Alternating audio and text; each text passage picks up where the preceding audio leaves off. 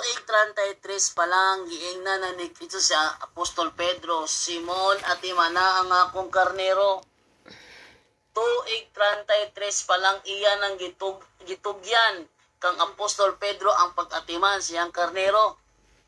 So pagsugod sa paghatag niya kang Apostol Pedro, dito nagsugod ang mga successor. So gikan kang Apostol Pedro, isa successor niya mo na head pastor. Sa successor niya muna head pastor kanang mga successors nga nagsunod ni Apostol Pedro, mauna ang head pastors nagsugod na kang Kristo, sunod ni Pedro, sunod sa sa ilang mga successors. Basta mutubag ay sila gali nga sa year 200 ang among head pastor mao si Kristo, year 300 lang pastor si Kristo, peke na. Okay? Peke na.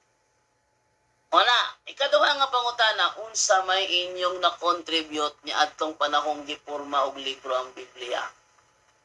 Kung naa mo ato panahona, ug kamo ang matuod nga iglesia, kamo ang nag-compile, kamo ang nagbutang og chapter, kamo ang nagbutang og verse,